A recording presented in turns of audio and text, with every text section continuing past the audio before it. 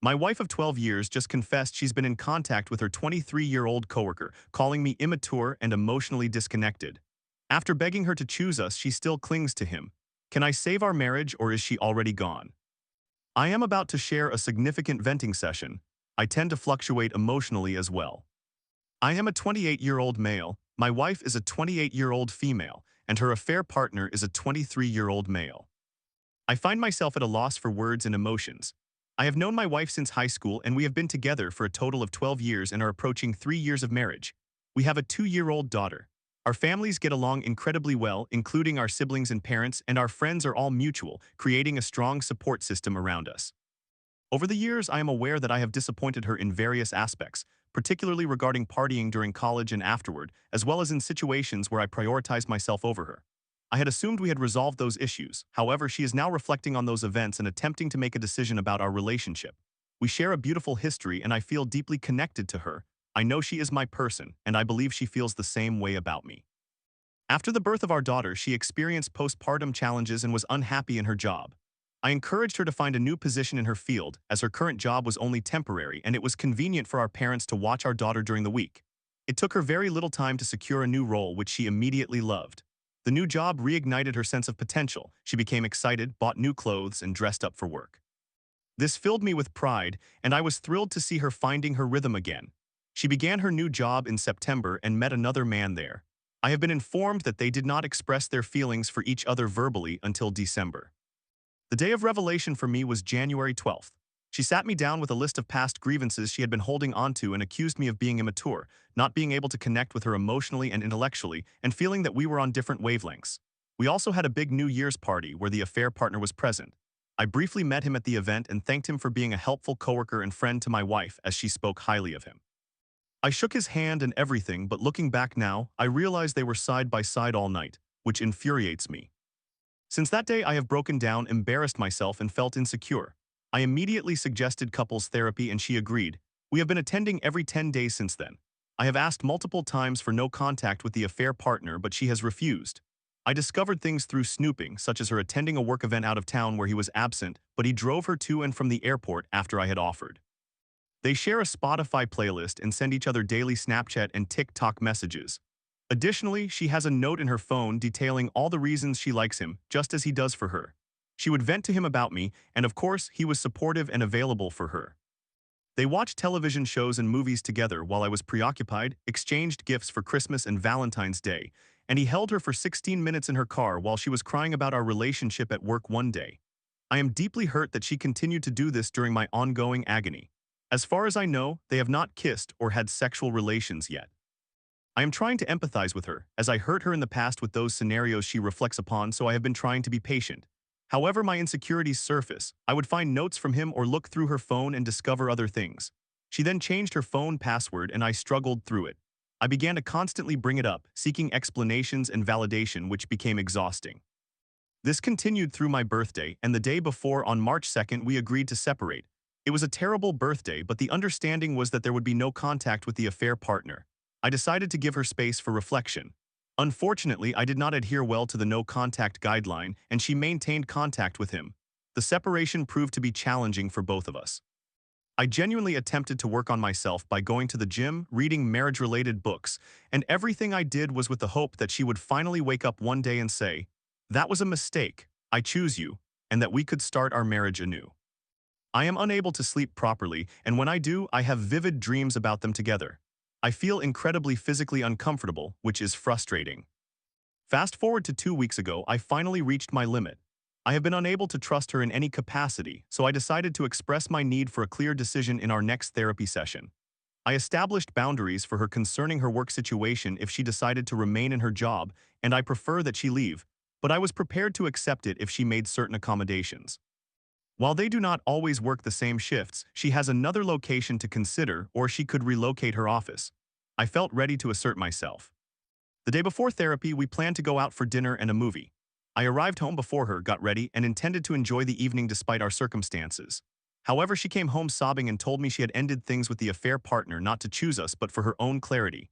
She did not agree to any of my proposed boundaries, so I chose to invest my faith in us and trust that she would honor the breakup, even if it was difficult. I understood she would likely grieve him eventually, but witnessing her emotions directed towards someone else is a painful experience I hope no spouse has to endure. I sensed her regret, yet I took it as a small victory. We agreed to continue the separation and genuinely try this time. I believed she would stop reaching out to him, therefore I consented to the separation. She additionally asked to remove her location tracking feature, which I had been monitoring obsessively, determining that it was probably best for me.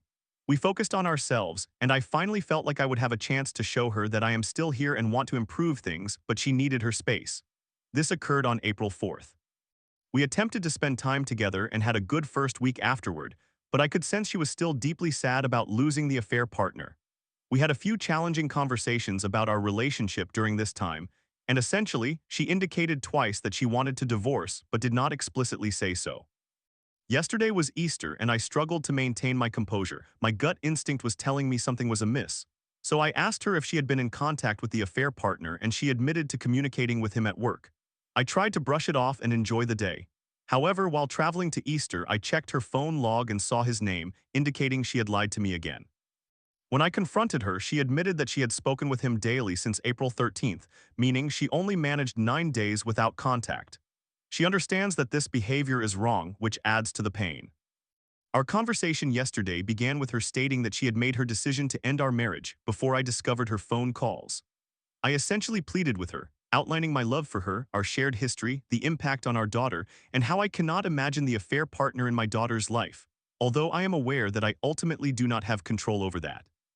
I expressed how I cannot envision life without her and acknowledged that I now understand what she needs from me. She responded that she believes I can provide that for her. She feels upset that I did not learn this sooner. I recognize that she loves me, and when she reflects on our history, she is clearly struggling to make a decision. I have never heard her say that she chooses us. However, I feel I clearly articulated my thoughts yesterday without overreacting to her ongoing dishonesty. Our conversation ended without a decision, but she wants to continue therapy at the end of the week, indicating that I may have said something that resonated with her this time.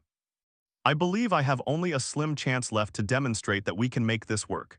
She is still here, and to me, that is significant.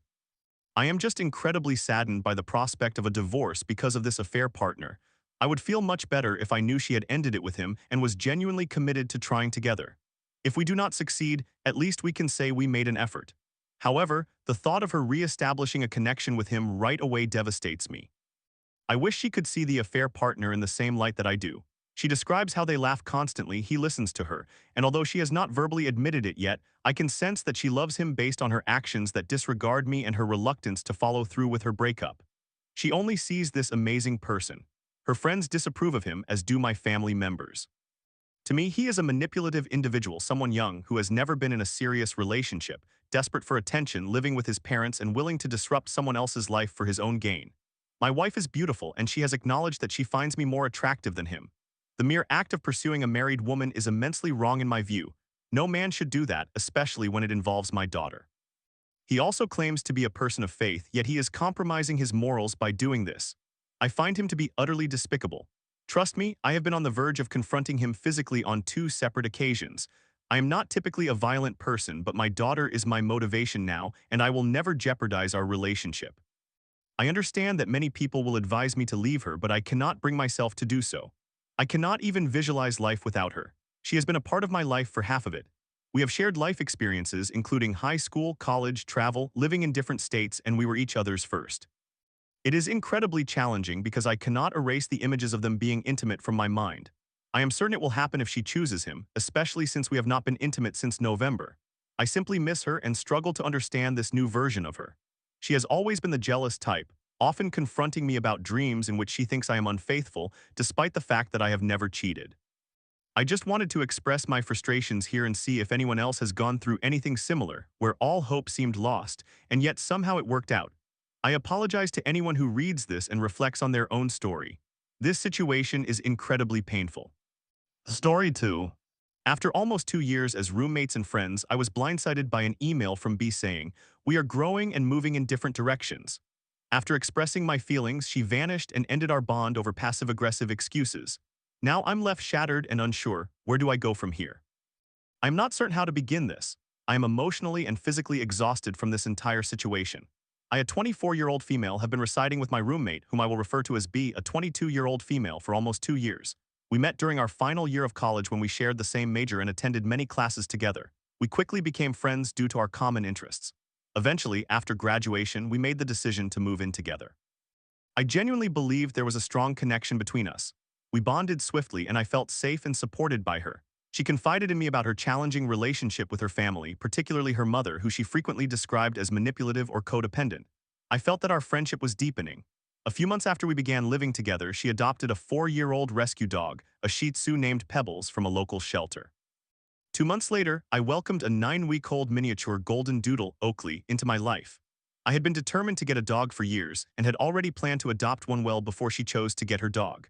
I assumed we were both aligned on everything, and I dedicated an entire month off work to train and bond with my dog to ensure he would seamlessly integrate into our shared environment. About a year into our living arrangement, I began to notice some troubling signs. She seldom took the initiative, expressed appreciation, or invested in our friendship. Whenever there was tension, I was the one who had to break the ice, mend things, or apologize, even when I had done nothing wrong. If I attempted to address something that was bothering me, she would become defensive, act coldly, or make passive-aggressive remarks. Then she would twist the situation so that I felt guilty for even bringing it up. On the occasions when she hurt my feelings, she would not take responsibility unless I made it abundantly clear, and even then her apologies seemed insincere. Her behavior struck me as emotionally immature. Instead of communicating like an adult, she would sulk or avoid me. When I opened up about my struggles, she would change the subject back to herself or appear irritated. Sometimes B would make jokes at my expense or criticize me in a way that felt excessively pointed, only to claim she was just joking when I addressed it. After writing this all out, I am surprised it took me so long to recognize how toxic she is. There has been some tension between us over the last few months, and I am not entirely sure where it originated. Then, about 2 weeks ago, everything escalated. We have been dealing with a roach infestation in our apartment for months. That particular day, we spent hours on the phone with the complex, attempting to resolve the latest treatment issue. We were both drained. I could tell she was in a bad mood, so I decided to give her space. She went across the street and returned with sushi for herself. She sat down on the couch and my dog, being inquisitive, jumped up and began to investigate what she had. Now, keep in mind that B is the one who consistently gives both dogs treats. She feeds them all types of human food, so they are always begging her for more. She will even share her food with them when she is on the couch. With my back turned, I heard some commotion. I turned around and saw her pushing my dog away with her hands, sending him to the floor. I said, "Hey," and started walking over to remove my dog. She jumped up, huffed, and stormed into her room, slamming the door behind her. I did not hear from her for the rest of the evening. This resulted in her giving me the silent treatment for the following week.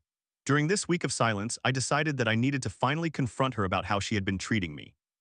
I have autism, so conflict resolution is not my strong suit. I concluded that the best way for me to address this would be to write her a letter.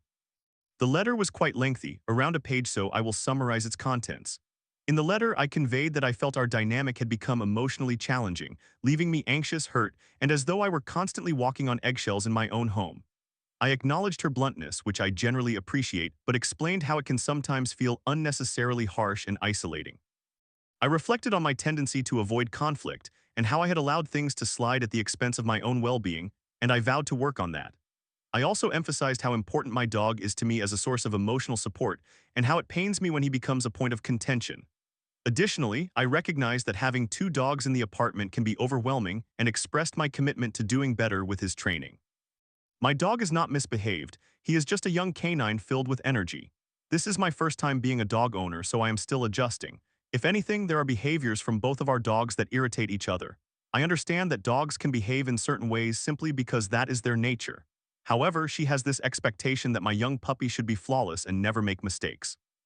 I concluded the letter by stating that my intention was to share my feelings honestly, not to spark an argument. I emphasized that because I valued our friendship, I wanted to work towards a more respectful, balanced, and supportive relationship. I spent several hours over 2 days drafting, writing, rewriting, and editing this letter, trying to ensure I was being respectful while also conveying my feelings kindly. Once I felt I had accurately expressed myself, I planned to give her the letter. Early Friday morning, I prepared for work and as I was leaving, placed the letter on her side of the table. I assumed she had read it because a few hours later, I received a text stating, "I will be writing you an email since you have expressed that written communication is best for you to process things." I was uncertain about her tone but remained hopeful that this would lead to a constructive conversation. I was not prepared for what happened next. That evening, I returned home from work to an empty apartment. B, her dog, and the dog crate were all gone.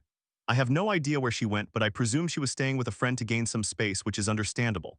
Later that night, I received her email. It read, "Thank you for expressing your thoughts and concerns. I appreciate your honesty. I understand that the dog is important for your emotional well-being. However, it affects me both emotionally and financially. For instance, when he has eaten my food off the kitchen table or attempted to eat off my plate.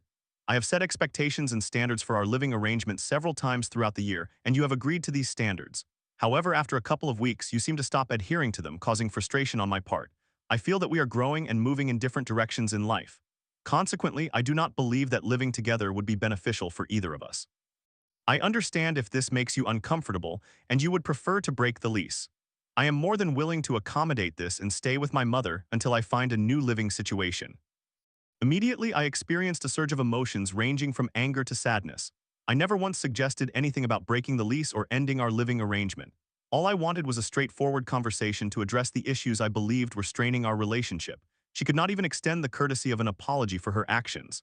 I called my sister, and she came over to support me for an hour as I cried and vented. I felt utterly heartbroken. This was someone I believed would be a lifelong friend, someone to whom I had confided my deepest thoughts. Her response felt like a friendship breakup characterized by passive language and deflection.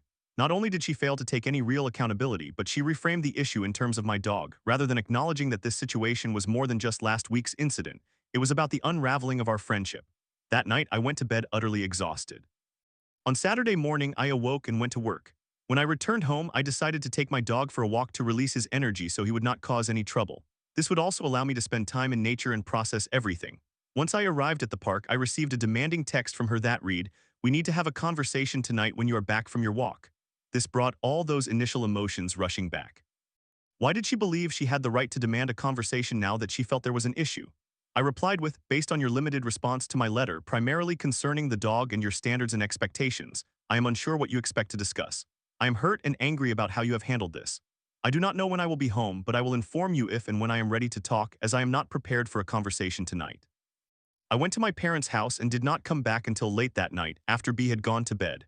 When I came home on Sunday, I noticed that she had hung a curtain to separate her room and bathroom from the main living and dining area. I am uncertain if this is typical behavior or if she is being petty. It is now Tuesday as I write this. I feel as though the last few days have stretched into months. My family and some close friends have pointed out that she is quite toxic and even emotionally manipulative. I am unsure what to think anymore. I feel as though I cannot trust my thoughts or what I once believed to be true. Additionally, I do not know where to go from here. I am frustrated that she has constantly twisted everything to focus on my shortcomings and my dog's behavior, instead of recognizing the genuine emotional pain she has caused. I am also heartbroken that someone I considered a true friend could so easily discard me. Where do I go from this point? Summary: I, a 24-year-old female, have lived with my roommate B, a 22-year-old female, for nearly 2 years. We were close friends, but her behavior became distant, passive-aggressive, and dismissive. Following a recent incident, I wrote her a letter expressing my feelings and desire to improve our relationship. She responded with an emotionally detached email suggesting we no longer live together, thereby ending our friendship. I am heartbroken and confused. What steps should I take from here? Story 3. My best friend since 2016 and I have become toxic, with her family lashing out at me. "You're a thief," yelled her aunt after a laundry mix-up. I now face her emotional fallout as she dismisses my concerns. Can I salvage our friendship without losing myself? My best friend and I have been friends forever. We met in 2012 and reunited in 2016, and I have considered her my closest friend ever since. We have always respected and supported each other. We have helped one another emotionally through incredibly painful experiences and have guided each other through significant trauma. Back in 2023, during a very toxic relationship, I decided to seek therapy to learn healthy coping strategies. My primary goal was emotional stability, the ability to regulate my emotions, confront my past traumas, and heal my attachment style, as I struggled with many abandonment issues. Fast forward to now, I have achieved a lot of success.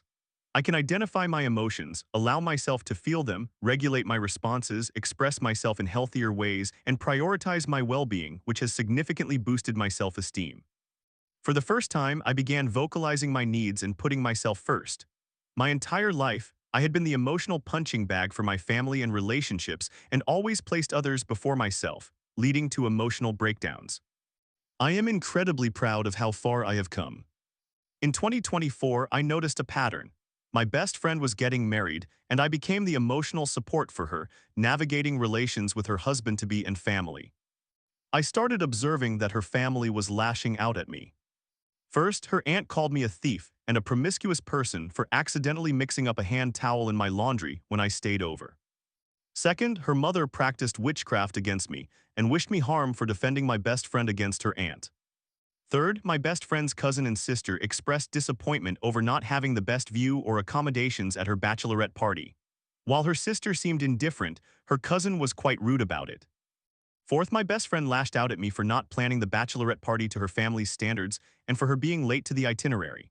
She woke up late and was 2 hours late to the next event, while her cousin and sister were completely standoffish during the bachelorette party, hardly speaking to the other girls, and claiming I was constantly rude while I tried to ensure that food deliveries were on time and everyone was punctual. My best friend instead accommodated her cousin and sister as if they were the stars of the night rather than herself. This situation was apparently so egregious that her cousin organized a second bachelorette party without my involvement, which ended in complete chaos because her other aunt attempted to force my best friend's inappropriate cousin to be the master of ceremonies at her wedding. My best friend was put on the spot by her family during this effort to give her a better bachelorette party than the one I had organized. Fifth, her mother consistently cast me in a negative light by lying and making accusations about events that never occurred. When my best friend finally asked me about it, it was weeks later, to the point where I was confused and could not recall the event well. I was always the one to apologize, always considered at fault, and always portrayed as the villain in these scenarios, regardless of my perspective. To me, standing up for my best friend was punished, going the extra mile for her was met with punishment, and ensuring her well-being was sabotaged by her family in one way or another. Eventually, I made peace with losing the status of family friend that I had held since 8th grade and focused on being a good friend. My breaking point came when she called me after work, as was her habit during her drive home. I was still at my job, finishing up, and as I was packing my things and heading to my car, I started venting about how behind I was due to some crucial time slots in my day that had caused me to stay late. My best friend offered me advice on improving my efficiency. While I appreciated her input, I explained that I simply did not have the time to implement her suggestions due to various factors. After I explained, she replied, "I still think you could do X, Y, Z, but okay." This was the first time she had spoken to me in this manner. I was unsure whether she intended her tone to convey attitude or to lash out at me. It was shocking enough that I needed to excuse myself from the phone call. I later texted her, asking if everything was okay and if there was something going on in her life or between us that I might have missed. I was immediately dismissed and seemingly gaslighted. Statements such as, "I didn't have a tone, I don't know what you mean, you sounded flustered so I left you alone quickly. Our friendship isn't damaged in any way and a disagreement won't change it. I hope you understand that by now, don't overthink it," only added to my confusion. I had excused myself, there was no agreement about anything being wrong, nor did I say our friendship was damaged. My seeking clarification felt like overthinking to her, which just felt wrong. At first, I thought maybe I was overreacting or overthinking a simple response. Perhaps I was too exhausted and needed more rest, as my schedule had become increasingly hectic. The next day, I communicated to her that I might be unavailable more often due to my busy schedule and that I needed more rest. My best friend seemed understanding, and I could focus and de-stress with the extra hour or two I gained daily. But something felt off. I experienced emotional turbulence, a feeling I hadn't had since my toxic relationship with my ex. I remember crying and expressing that I couldn't take it anymore, feeling like a punching bag again. I tried responding and calling my best friend when I could, but I felt hurt and distrustful. I attempted to share these feelings with my other friends, who suggested it sounded like our friendship was undergoing growing pains. So I tried calling her and engaging with her, letting everything slide off my back like water off a duck. I called to tell her I missed her and provide an update about my hectic schedule, but it felt as though my words were twisted against me. She repeatedly remarked, "I know you need space right now," when I never said anything like that, and "I know I'm being a burden when I call you," even though I never expressed such a sentiment. I became frustrated and reiterated what I had originally stated. "I'm busy, I'm exhausted, and I am doing my best to respond to calls and texts when I can." I am not ignoring her. By the end of that phone call, I once again felt like I was losing my mind, as if I were being gaslighted, and this time it felt like my words were being weaponized against me. I let some time pass, and when I had the opportunity to call her again, I did. During our last phone call, she shared something very troubling. I asked her about her day and what she had been up to, and she mentioned a fight she had with her husband. I inquired about how she was managing her driving anxiety, triggered by a chronic issue affecting her inner ear, causing frequent dizziness. She told me she had found a coping mechanism, but it was an unhealthy one. She said, "I make myself feel so worthless that it's okay if I crash and die. No one cares anyway, so it doesn't matter, and that gives me enough strength to drive home." I was horrified. I asked if she had discussed this with her therapist, and she admitted she had not. When I asked when her next appointment was, she stated she didn't have one scheduled. I told her, "You deserve healthy coping mechanisms. You are loved and cared for," and so on. She began to explain how accepting her chronic condition had deteriorated her mental health, and I listened. I assured her that I believed she could find a healthy way to cope and that she would be able to drive independently again. She responded, "Well, yeah, now I have to." Once more, I was rendered speechless. I felt as though I was being blamed for her unhealthy coping strategy. This feeling was compounded by the guilt she laid on me. I persisted in reassuring her that I believed in her, that she deserved healthier coping strategies, and that, with help from her therapist, I knew she would discover a solution. The phone call concluded with me reaffirming that I cared about her, that I wasn't ignoring her, and that she could work on finding a healthier coping mechanism. I mentioned that I would try to text more often rather than calling when I could. However, I have been so busy and exhausted that I fall asleep immediately when I arrive home. I communicate in our group chats, but she rarely opens my messages or interacts anymore. Whenever I feel the urge to call her, a sinking feeling in my stomach arises. I fear what the response might be this time. Will it be someone telling me she has died? This situation has been weighing heavily on me, and I feel like this friendship has turned extremely toxic. I do not want to lose the friendship, but I am also terrified of being constantly lashed out at. I'm unsure how to approach her about these feelings, fearing that if I mention my mental health and how she has hurt me, it may increase her suicidal thoughts. I don't know if I should inform her husband about this, as it could destroy the trust I have with her. I have discussed the situation with our mutual friends, who agree that I am not her therapist, and it is not my responsibility to help her cope. I am quite uncertain about my next steps in engaging in this friendship in a healthy manner while maintaining my boundaries and safeguarding my mental health. I do not wish to be subjected to any more lash-outs or vilification for simply being a good friend, especially from her family. I feel exhausted and unsure of what to do. Story 4. After 13 years, I finally said, no one should have to tolerate anything from anyone, and ended it with my fiancé. Now I'm drowning in guilt and memories, wondering if leaving him was a mistake. How do I move on when he still has his things at my place? That is it. I had been with the same person since I was 15 or 16 years old, and on Friday, our relationship came to an end. I texted him to ask if it would be acceptable for me to go on a motorcycle ride with a group of friends the following day, and he replied that it was fine. I simply requested that he not stay too late at my place because I needed to sleep early, and he usually stays up late or lies in bed on his phone. He came over, we watched television, and at around 9:30 p.m., half an hour before the time we had agreed he would leave, he said he wanted to talk. I felt a bit upset because I knew the conversation would not be brief, but I agreed to listen. He stated that I had been distant for a while and that he felt anxious about seeing me, yet also anxious when he was actually with me. He mentioned that I did not communicate much with him via text and did not share my life with him. I conceded that I had been more distant and explained that we were both going through a difficult period, something we had discussed previously. I said it was natural for things to take time, and moreover, over the past 2 months, many events had occurred in my life, and I truly needed more time alone to take care of myself and my affairs. During the midst of the conversation, we began to bring up past issues about which I still harbored resentment, matters that I had asked him about repeatedly, and he had not listened, yet suddenly he was the one making requests. He then stated that he had also tolerated certain things about me, even if he had not voiced them. That was a turning point for me. It gave me the courage I had been seeking, and I said that no one should have to tolerate anything from anyone, and I requested to end the relationship. He responded that I was making a mistake and that the breakup was a unilateral decision. He insisted on repeating that several times, and now I feel terrible not only because the relationship ended with a person whom I still love and care about, but also due to the guilt I am experiencing. His belongings are still in my house. We have not spoken since then. I do not know what to do from this point forward. For context, he was never an emotionally connected partner, and on several occasions I felt like we were more friends than a couple. We experienced our ups and downs like any couple, but therapy helped me recognize how all of this impacted my personality and beliefs since I started the relationship at such a young age, and he played a significant role in my personal development. At the beginning of the relationship, about 2 years in, I discovered conversations between him and a friend in which they were speaking very disparagingly about a girl from school, someone in his social circle. The The conversation was unsettling and implied that he would like to engage with her.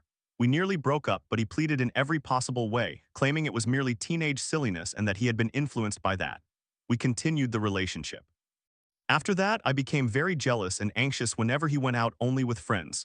It was a challenging period, but gradually, over the years, I managed to overcome it and regain my trust in him.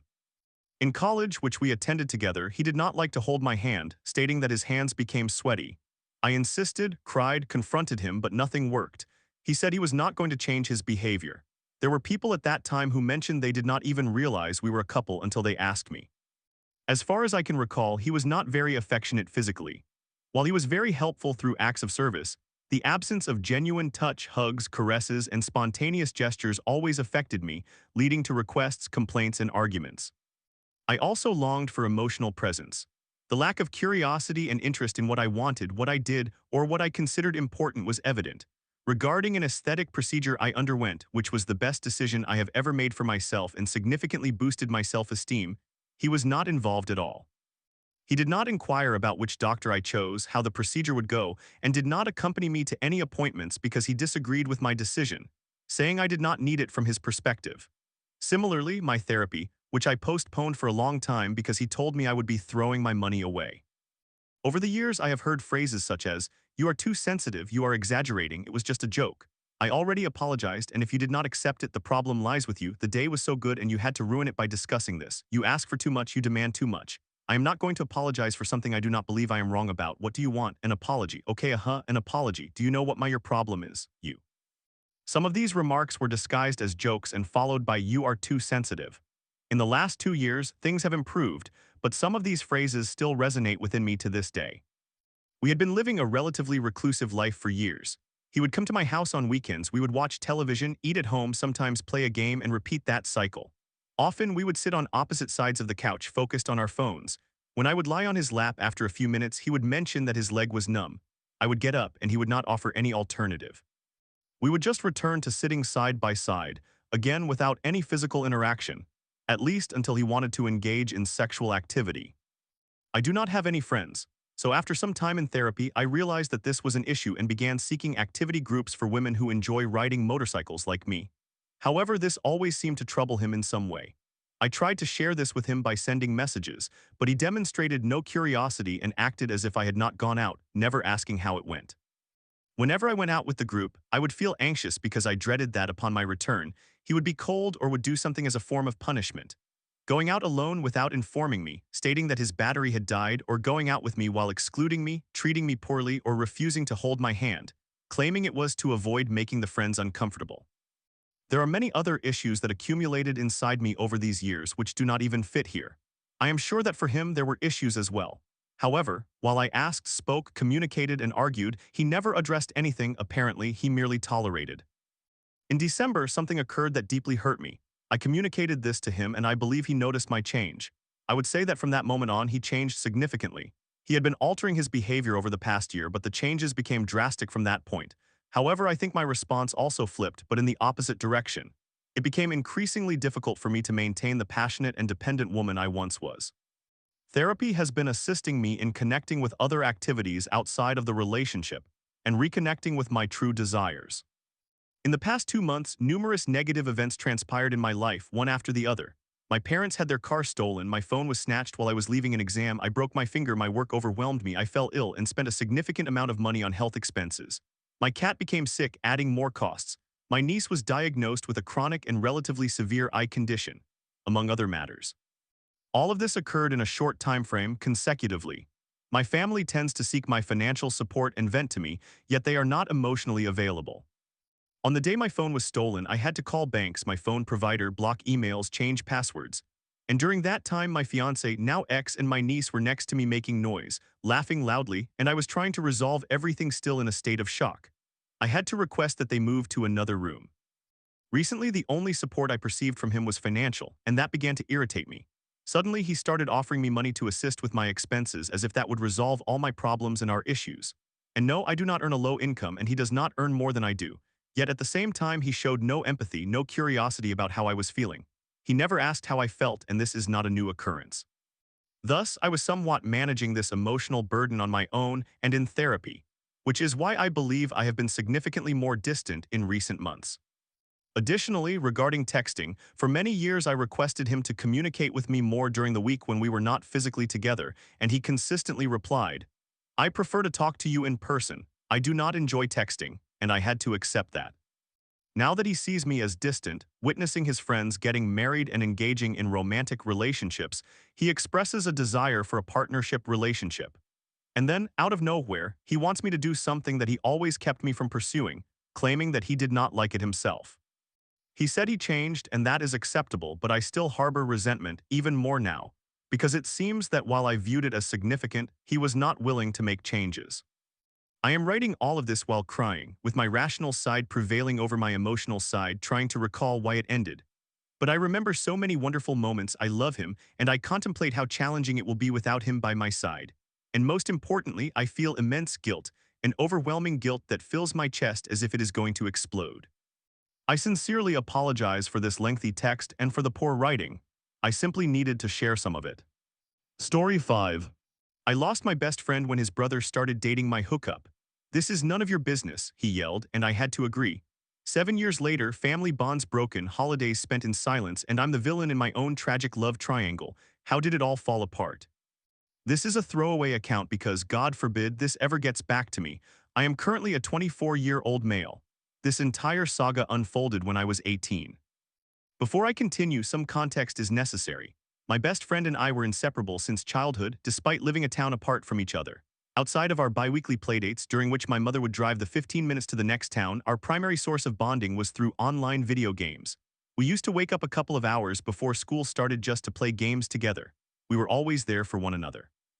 When I was in middle school, my parents divorced, and a couple of years later, my mother began dating my best friend's father, who had recently separated from his wife.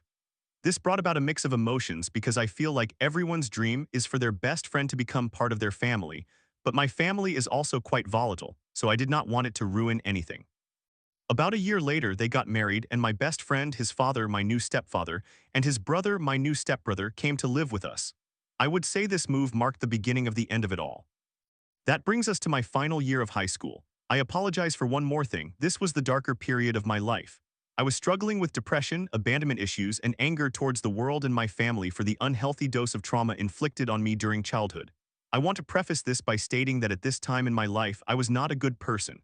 I took my anger out on others. I recognize the damage I caused, and have spent the entirety of my adulthood trying to change and heal the harm I inflicted wherever possible. So in my final semester of high school, I had completely given up. I was neglecting school, fully aware that I was on the verge of flunking out. There was a girl in my class whom I will refer to as X. I always knew X liked me, but I did not feel the same way toward her. I had just broken up with my girlfriend when X and I started engaging in casual sex. I also want to acknowledge that at this time, I was the jerk here. I knew X had feelings for me, and I exploited them solely for sex. There is no way I can atone for that. The fact that I behaved like such a jerk will haunt me for the rest of my life. This continued for the entire semester. One day I was in the kitchen and looked out the window into my backyard, where I saw X just as I was about to go see what she wanted. My stepbrother, who was 24 at the time, joined her and they began hanging out. Apparently they ran into each other while walking their dogs. My stepbrother recognized X from when she visited my house once. They bonded over their dogs and their friendship began. I spoke to my stepbrother about it. He claimed it was nothing. I found it extremely uncomfortable and continued my arrangement with X for about a week until they went on their first date. One final note, I do not believe that X cheated on me with my stepbrother. Our relationship was purely sexual, so she had the freedom to stop seeing me and pursue whoever she wanted. Unfortunately, she chose my stepbrother. When this happened, no conversation took place between X and me about it, it just occurred. My stepbrother did not know about my relationship with X. Their relationship was none of my business, so I left it to her to inform him. She never did. For a couple of weeks, this uncomfortable situation persisted. X stopped communicating with me entirely and frequented my house. By frequently, I mean she was there right after school ended and as late as 2 in the morning. As the weeks went by, my discomfort intensified. One night, I crossed a line and asked both of them about their relationship. The following morning, my stepbrother came into my room and politely informed me that their relationship was none of my business and that prying into it was inappropriate, which is fair. Consequently, I turned to a mutual friend of X and mine and confided in her that having X around until 2 in the morning made me uncomfortable. I was also worried that she didn't inform my stepbrother about our past, which seemed like essential information he should have known. Unfortunately, this conversation did not remain private, and X found out that I was uncomfortable with her relationship with my stepbrother, which she relayed to him. When I returned home that day, my stepbrother was waiting for me. He proceeded to yell at me for sticking my nose in his business and curse it at me in front of my 12-year-old sister. At that point, all hell broke loose. I confessed that X and I used to have sex, which divided the household. My mother defended me, stating she did not want X around anymore, while my stepfather defended my stepbrother. What troubled me was not that my stepbrother knew about my history with X and continued to date her, which is gross, don't misunderstand me, but that he never came to talk to me about it, not once. From then on, he chose to ignore me. To this day, I still do not believe we have actually spoken. In the midst of all this, my best friend was there.